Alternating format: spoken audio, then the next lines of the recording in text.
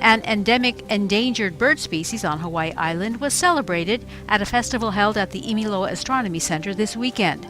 Palila Palooza, a day-long family event featuring free entertainment, keiki crafts, and guest speakers, raised awareness of projects intended to protect Mauna Kea's remote high-elevation dry forest and its inhabitant, the Palila bird.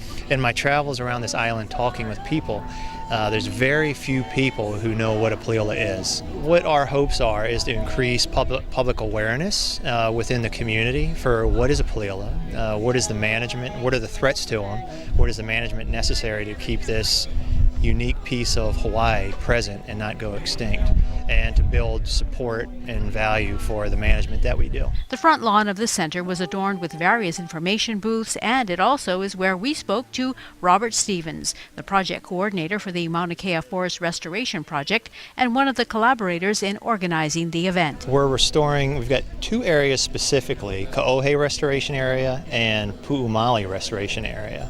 Ka'ohe Restoration Area is on the southwestern slope and it's 1,400 acres.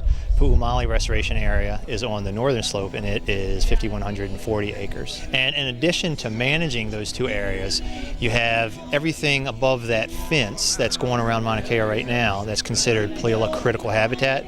We also work in there, and as far as predator removal and maintaining the fence, and also monitoring Palila. Another collaborator was the Hawaii Nei Art Contest, which displayed works in the center's main hallway. The event also featured a special screening of the Palila film Struggle for Existence by former Hilo resident Lori Sumei Filiak. The event illustrated the love Hawaii has for its Palila, but while almost everyone agrees the bird should be preserved, the island remains divided over the best way to do that. Definitely the biggest threat as far as ungulates go to Palila would be the hybrid mouflon sheep that are there. We did do a population estimate in May, and we estimated the population at just over 2,000.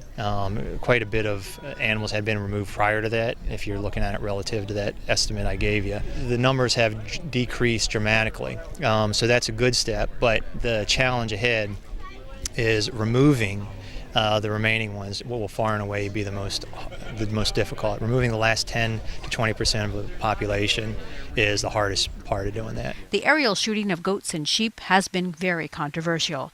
Last year, the Hawaii County Council voted to ban the helicopter hunts, largely at the urging of the local hunting community, who oppose what they see as the waste of a game resource. The practice of shooting animals after hurting them and chasing them until they can no longer run, and then have high caliber rapid fire from a helicopter shooting these animals at close distance, wounded many, is just not right. We were told again and again, you can't legislate in that area. Ain't our responsibility, ain't our kuleana. The DLNR has long maintained that they have no choice but to carry out the helicopter hunts. We will make every opportunity to allow the hunters to hunt. At some point, there's a point of diminishing returns. And at that point, we reserve the right to use all the tools in our toolbox, including shooting some animals from the helicopter. Some people seem to think that that's a poho, but those hunters are never, when we get to that point, it's usually because the hunters are unwilling to either go that far in, that far up, or do the hunt in the sort of dangerous conditions. Stevens explained the legal history. The reason the eradication is happening is because in 1978, federal judge Samuel King ordered the Hawaii Department of Land and Natural Resources to eradicate sheep and goats from Palila critical habitat. And the reason he ordered that eradication was because feral sheep and goats were responsible for a take or a loss of Palila critical habitat. What's unique about this case is in 1978, the Palila was it was the first time that a wildlife animal was named as a plaintiff. It was Palila versus the Hawaii Department of Land and Natural Resources. In addition to the first case in 1978, there were two follow-up cases in 1987 where the judge ordered the state, in addition to feral sheep and goats, to also remove hybrid mouflon sheep.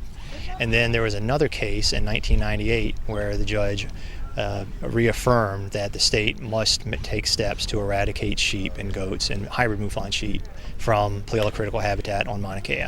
And in that ruling from 1998, it was specified that aerial shooting must occur at least 2 times per year. There was another case in 2009 that Earth Justice brought to the courts, and that's why the fence that's being built around Mauna Kea right now is being built. And so far, 26 miles of that fence have been completed. This year, a federal court essentially overruled the county's ban on the aerial hunts, at least as far as the Palila habitat is concerned.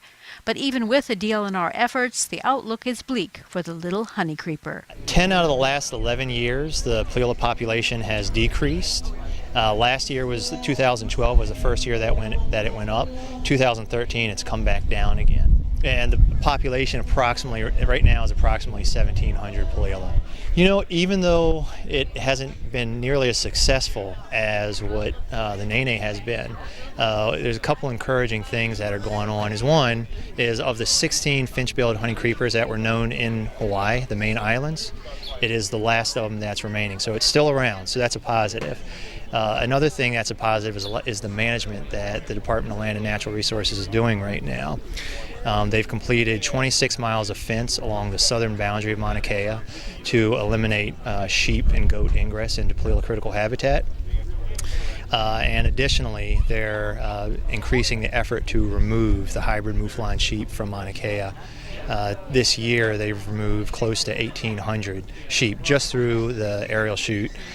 Collectively, when you add it up with public hunting efforts and also an aerial drive they've done, the total is a little bit over 3,000 that have been removed in 2013. Stevens hopes that an event like this will go a ways to help. And, you know, this is a species that has evolved here for many, many thousands of years, and it would be a shame to lose it.